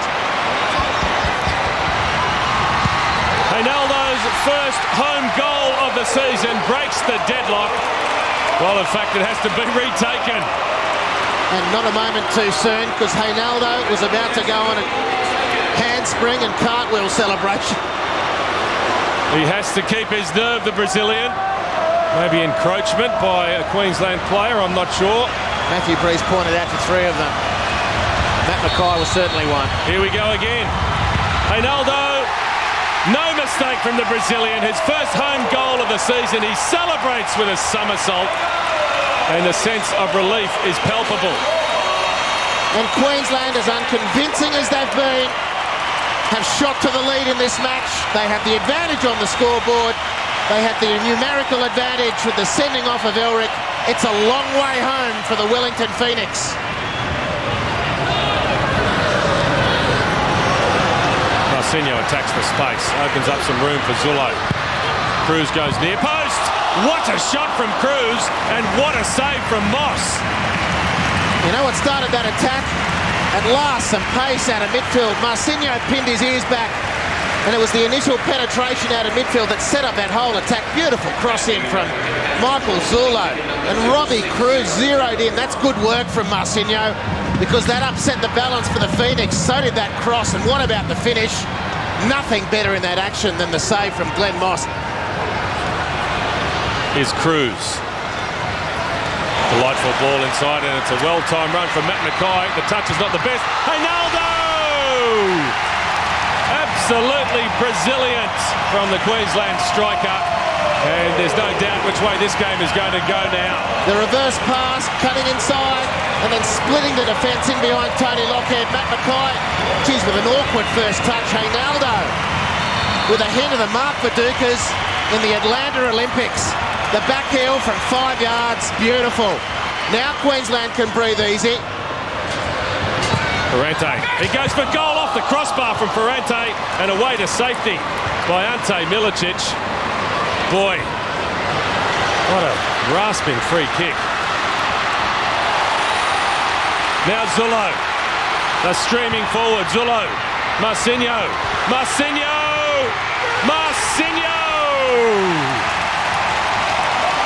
Marcinho boring down on the front post. Lockhead can't clear. Hold on, because in that one goes. Look at this from Zulo. 13,000 people on their feet. He's an excitement machine. And Marcinho scored against Perth last home game, and he's put the dagger through the heart of the Phoenix. As the search for new blood continues at the Newcastle Jets, the current squad was told simply today they require an attitude adjustment to reverse their poor form. The call came after the coach today proved that fitness wasn't behind 2 straight losses. The beep test has long been regarded as a good measure of fitness. It's also loathed by participants due to its gruelling nature, and Jets players were forced to endure it today. Directed not as a punishment for Friday's poor performance, it was to reinforce one important point. It's not just going to be good enough to be okay, not for Newcastle Jets. As the pace increased, marquee signing Mario Jardel, the first to be retired. It took a while, but others began to follow, with local product Joel Woods outlasting the top liners. The majority, though, receiving a pass mark, leaving the coach convinced the form lapse is mental, not physical. We're not unfit, okay? No dramas as far as that is concerned. So what it is, it's an attitude on the park. He's called on senior players to lift the team, starting this weekend, and Captain Jade North says he'll overcome a leg infection to make sure he leads by example. Myself and a few of the older boys, we've got to knuckle down and put like a bit of a plan together to get ourselves right and what we have to do for this weekend. Van Egmond says they could simply mirror the approach of rivals, the Central Coast. The bottom line is they seem to want a little bit more than us, and we've got to get that hunger back. Now in 4th place on the A-League ladder, Newcastle has the chance to leapfrog Adelaide this weekend when they travel to take on the Reds. Jim Callanan, NBN News. After what's already been a massive week for the Newcastle Jets, don't be surprised if marquee signing Mario Jardel doesn't make the trip to Adelaide this weekend. Although named today an extended playing squad, a combination of weather and fitness isn't weighing in his favour. On Monday, he failed a fitness test. The following day, he was labelled a liability by an unnamed teammate. And now Mario Jardel is at growing odds to even join the playing squad in Adelaide this weekend. It's forecast 35, 36 degrees for Saturday, Sunday and Monday. So we have to make sure that people who are going to be involved in the game are physically very fit. Pressed further if Jardel was in that category. On face value, you'd say no. Despite another dubious sign of the marquee man's worth, he remains backed by club management. Mario's future is not in question. Their handling of failed contract negotiations with Mark Bridge and Stu Michalek, though, is, namely, by Bridge. I'm very confident in the way that the club's made every effort to keep the boys here. Bridge, however, is already looking around, and the Central Coast is known to be a favourite given his friendship with goalkeeper Danny Vukovic.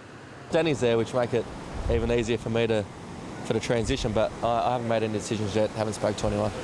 Recently dropped from the starting side, Troy Hearfield wants to step up in the Olyroos striker's absence on Sunday.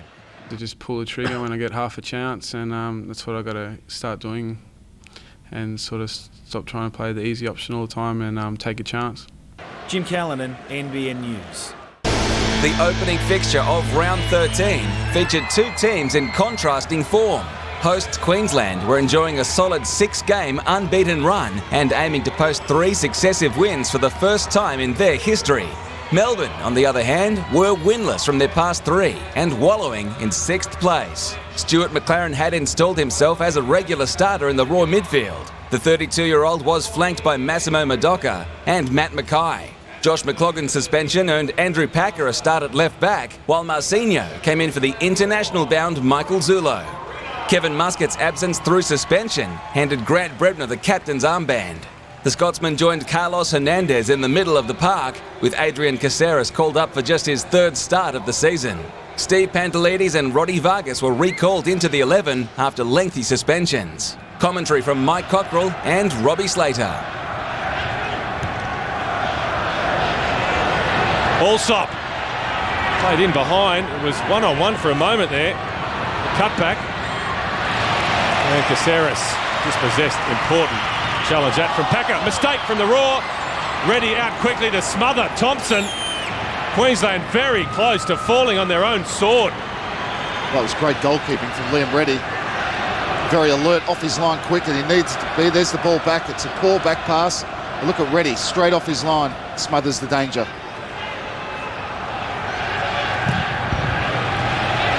Marcinho.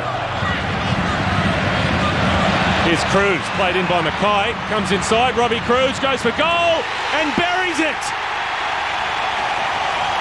That's an old head on some young shoulders.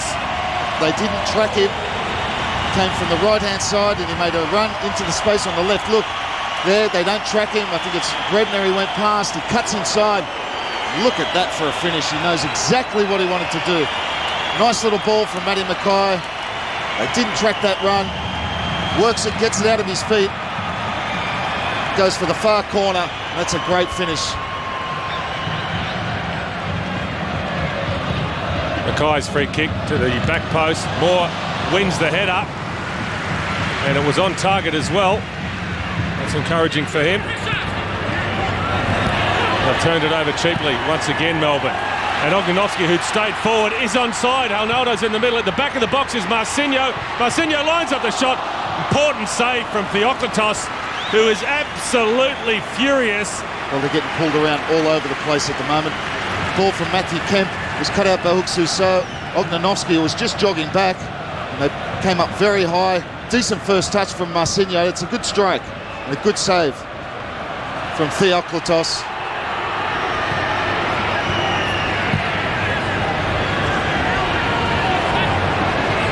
Robbie Cruz is the outstanding player of this first half. Great shot. Theoklitos back on his line. Almost embarrassed by Ognenovski. When the centre half slips forward to do this, it did have him worried. He had it fairly well covered in the end.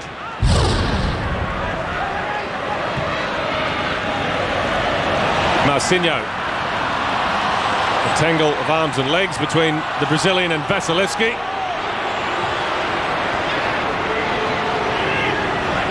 Caceres, Thompson. Caceres continues his run, looking for Allsop. What a chance for Danny Allsop. What a ball from Archie Thompson. That is a great ball from Archie Thompson.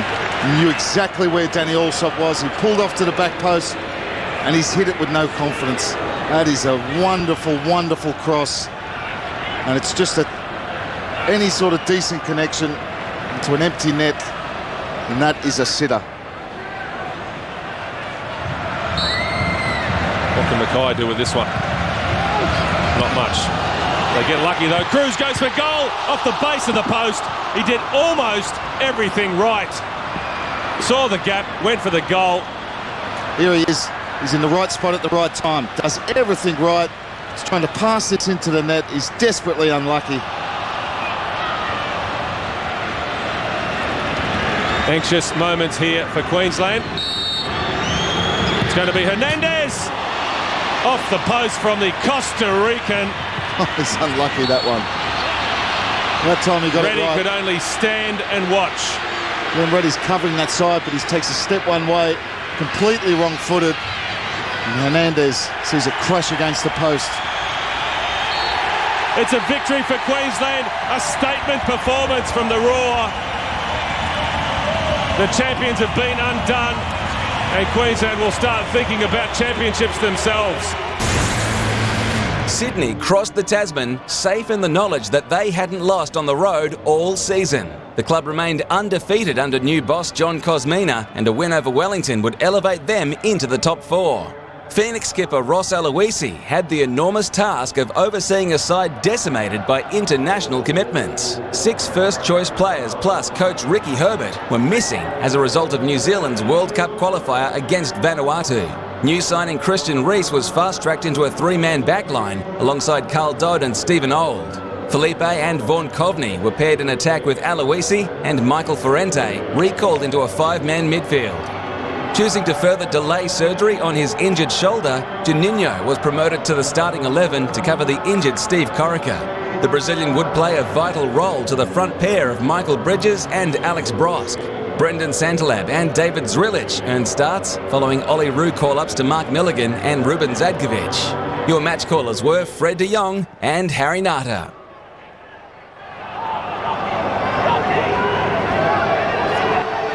As Michael Bridges does well, gets past one. Confronted by Dodd, and Brosk and a terrific save from Glenn Moss. Great work from Bridges down that left-hand side for Sydney FC. Just drifted in behind, I think it was Carl Dodd, and he scored goals like that before Alex Brosk. Daniel, can he skip past the last defender? Well, this will be the first card of the evening. No mucking round from Tony Popovic. Taking no risks to let Daniel get past him. I think he picked that up in the UK, in the Premier League with Crystal Palace. Here's Ferrante. Leah with a bit of space. Uses up that space, now delivers to the back post. Coveney flicks it across. Mix up by the Sydney Siders. Applause from Coveney for the cross from Leah. Ross Aloisi was poised there. Better delivery from Daniel. And there's a shot, Aloisi! The Phoenix captain opens the scoring. So Phoenix 1, Sydney 0. We've talked about how good the delivery has been all season for the Phoenix. Their set pieces have been picture perfect at times. Great corner there from Daniel. May have got a touch, but again it was Aloisi on the spot, volleying home from close range. Aloisi, his second goal of the season. And the Phoenix captain enjoyed that one.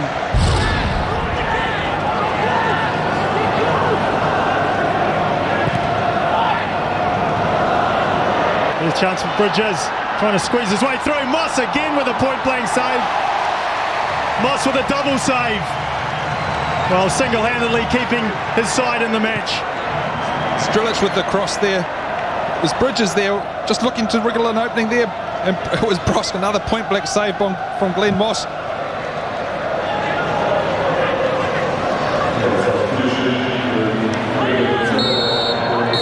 Crunching tackle in from behind. Stephen Old. Pretty obvious yellow card. And again, Sydney taking the free kicks quickly and raise the tempo of the match, as you'd expect. Ball edge of the box, Brosk! It's taken a deflection. I think it's come off Stephen Old. The cross from Bridges, I think it was.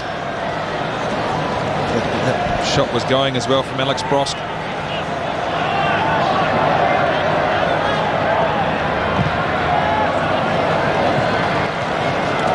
Nice touch from Daniel. And Popovic is in trouble. He's already had a yellow card. And the Sydney captain gets his second yellow card and heads for an early shower.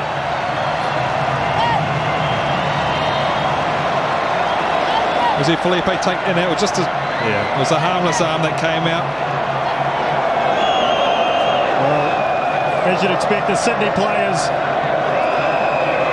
not happy at all with that decision.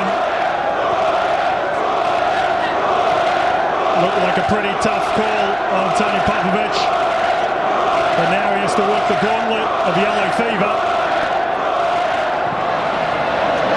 No need to hurry for the Phoenix. Run the clock down, keep possession. And a poor pass. Now the Phoenix have to get back. Here's Brosk. Brosk, runners left and right. Chance, and that'll be a penalty.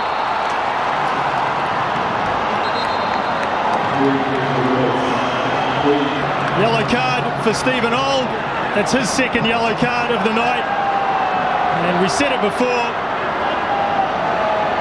that Tony Popovic might not be the last to leave the ground early, but that all came from a poor pass in the middle of the park. Quick counter-attack from Sydney. He saved everything up till now, Glenn Moss. pull out one more. Tele steps up. And cool as you like, Ufuk Tele, calm under pressure. He brings Sydney level at 1-1. And for the second time, the Phoenix have blown it at the death.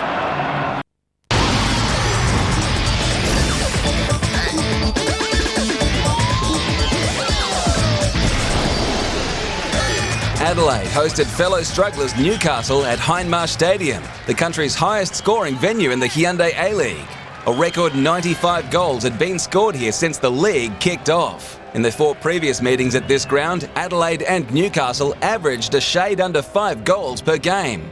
Striker Paul Agostino returned from injury to provide steel to a side depleted by international call-ups. He made a line of 3 up front with Travis Dodd and Lucas Pantelis. Ange Costanzo returned from a knee injury to marshal the defence, while Jonas Sally and Jason Spagnuolo were promoted to the midfield. Gary Van Egmond read the riot act to his players following the 4-1 loss to Perth, a match he described as the worst under his tenure. As a result, he made 5 changes to his 11. Denny, Noel Spencer and Job Wilhouse earned promotion to the midfield, with Troy Hearfield selected in the lone striker's role. Adam Griffiths returned from suspension to screen the defence. Commentary at Hindmarsh Stadium from Mike Cockrell and Andy Harper.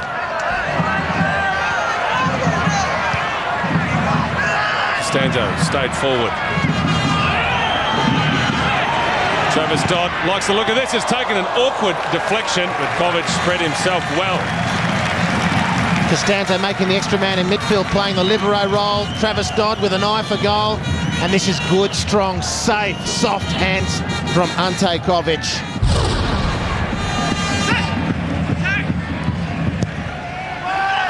Swung in there, delightfully so.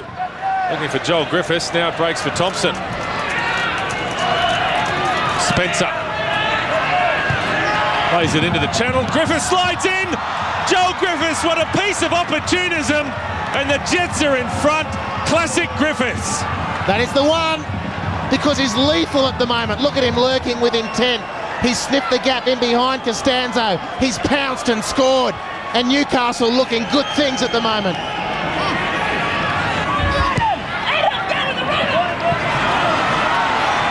Dodd against Durante. Dodd gets to his feet quickly. Still going. Travis Dodd. Still with the ball.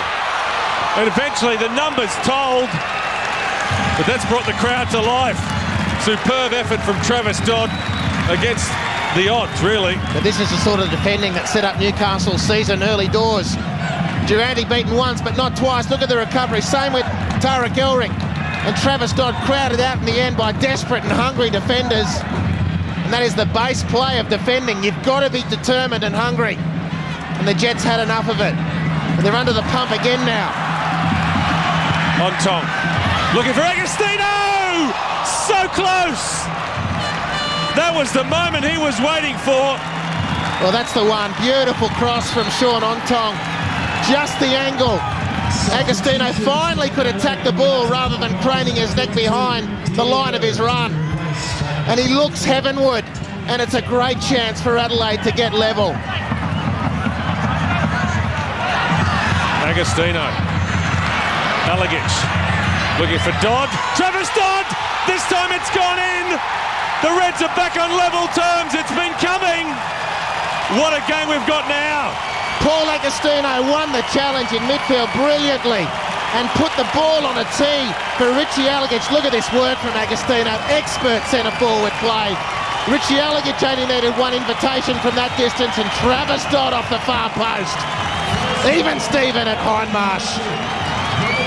Wonderful delivery from Alagic. And a pinpoint header from Travis Dodd. Well, they're going for broke now, Adelaide. No thought of playing for a draw. They want all 3 points.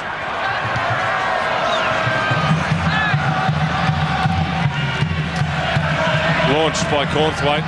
Labert has left it. And he's played his team into trouble here. Agostino! Paul Agostino scores his first goal for Adelaide. Or has he? No. Free kick. Big call from Matthew Breeze. He missed his header, Labour. There's the push, and it's a good decision from Matthew Breeze again. He's got it right and spoilt the moment, which is what a referee is here to do. The team from the West were victims of the international calendar, with half their team unavailable for selection. A win for the Central Coast would almost certainly book their place in the finals. Having retired from the Glory last season, Ante Kovacevic returned an SOS call to shore up the defence. Fellow State League player Mark Lee was ushered to the left fullback role, with Tyler Simpson promoted to the right side of defence. Nick Rizzo enjoyed a start at left midfield, while Tommy Tomic replaced Tando Valapi in goal. The international weekend spared Laurie McKenna of any major selection headaches. Goalkeeper Danny Vukovic was absent through Ollie Roo duty, allowing Matthew Trott a start in goal. The only other change saw Sasho Petrovski return from suspension, sending Matt Simon to the bench. Brenton Speed and Ange Postecoglou were at Members Equity Stadium. It's Robinson looking for Harnwell. Harnwell is through here. Trott retreats, comes again and makes a fine save in the end. It was a super chance for Jamie Harnwell. I think he was a little bit surprised that Trott didn't come out for this. It really was the goalkeeper's ball, but the hesitation allowed Harnwell to hit the target, and in the end Trott redeemed himself by spreading himself well. Heffernan just flighting it towards Petrovski. Brought it down well, Sasho Petrovski. Falls for Owens. Great goal, Greg Owens. Picked out the top corner. The Mariners have the lead. What a strike. Good ball clipped across. It was Petrovski who does well here, just keeps his head, rolls it out, and I can tell you, Greg Owens wouldn't have even felt that leave his boot. He has struck it so sweetly. It's just come across him.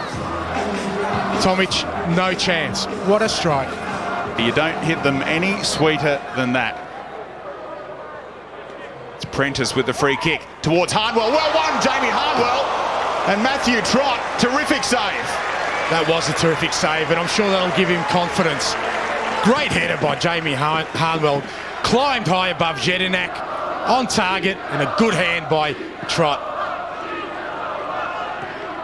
Plenty of attack from the Glory. And here's the Mariners again. Falls for Aloisi first time. Chance, Owens for a double. Tomic with a double save instead. Good save, Tommy Tomic, but Greg Owens really should have had his second goal. Here we have it. Good build-up play again. Ball falls for Aloisi, and just here, almost too casual with his strike on goal. Could have taken his time. And really, he should have his second goal, and Central Coast should be 2-0 up. Colosimo again determined in midfield. Simon Colosimo on the run. Falls for Downey. Finds his captain, Colosimo. Great save again, Matthew Trott. Colosimo should have done better. Simon Colosimo, the captain. Jimmy Downey does well here. I spoke about the right decision, the right final ball. He does well. And what Matthew Trott does well, he stands up. He makes Simon Colosimo try and beat him, and he wasn't good enough to do it. Sefsky comes forward. Ball in towards Harnwell. Had his name written all over it, Jamie Harnwell. Machevsky with the ball to the far post. This is the kind of balls that Jamie Harnwell loves to attack, but danger signs for the Central Coast. Nice turn in confined spaces from Hutchinson. Good defending though from Machevsky. The look away pass from Mark Lee was told by a few WA scribes that that's his trademark. Jedinak goes in the book for the foul on Jimmy Downey. And no, Perth Glory haven't scored. That cheer was for the yellow card. Crowd getting very excited here. Just willing their team on. Kovacevic, the furthest forward he's been tonight. Not a bad ball either towards Robinson. Wins the header. Here's Colosimo. What a glorious chance for a captain's goal. The exasperated cries of the Perth Glory crowd as again, it was Simon Colosimo that it fell to. He attacked the ball well here. James Robinson does a good job. Just again needed that composure to hit the target, but hasn't been able to put one in the back of the net. Vidmar against Harnwell. Harnwell came again. Falls for Colosimo. Can he pick a pass or will he go his own, Simon Colosimo? The free kick goes his way. And here's real trouble for Mile Jedinak. A second yellow card and he's off. The Mariners down to 10 with a minute plus stoppage time remaining. Simon Colosimo was just winding up, and there was the outstretched hand of Mile Jedinak. What a great position now for the Perth Glory to get a late equaliser. Colosimo said you can be part of the free kick variation for David Masevski. Julbic was in there. Danzy almost went down, but they've done enough, the Mariners, and they've taken the 3 points. They've won 3 games in a row for just the second time in their history. At full time, Perth Glory 0, Central Coast 1.